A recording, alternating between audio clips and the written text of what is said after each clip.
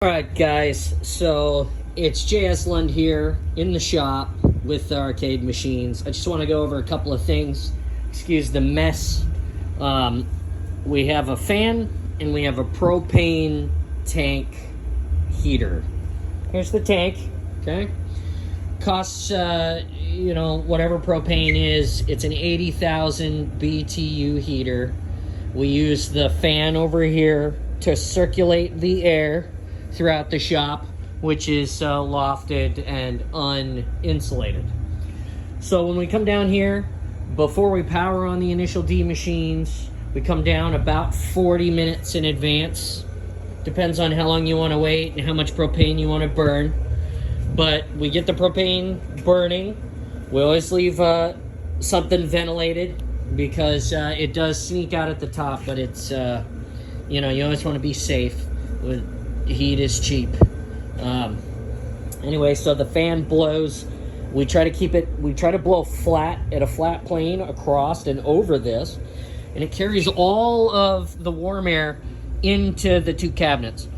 We engineered these PVC jack stands for the seats, and that allows the air to pass over and get collected inside. Usually, we want these machines to be 58 to 60 degrees Fahrenheit or warmer before we turn them on. They're very, very sensitive to temperature. Everything is really old and hard to replace. So we try to make these things happy. You can get a good look at what's going on in here. These panels are removable in both.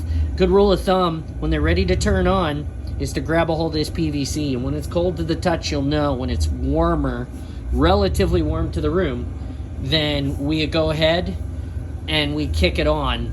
Always check that one and make sure it's warm. The one that's closest to the heater will heat up first. A couple of real quick things we want to show you on this cabinet. It's a complete cabinet. Everything is connected. Everything is working. All the lights, the marquees are here. The seats are here and in good shape, decent shape. We do have some blemishes that we're going to work on fixing, but it's not a big deal. We've done the flat screen conversion on these so that they'll continue to work forever. And we've wired in the card readers, and they do work. So this is a good look at what it is when it's outside of the box that you would have seen it at in the wild. We did wire in from the harness into a terminal strip. I will talk in a later video about that strip and how it's wired compared to the harness that comes from the cabinet. There's some really weird stuff going on here that we'll cover in depth, but the card readers do work. And then also we have a radiant oil-filled heater, just like what people used to use in their house a long time ago. You might have seen one in school as a kid. It costs about $4 a day to run if it's on full blast.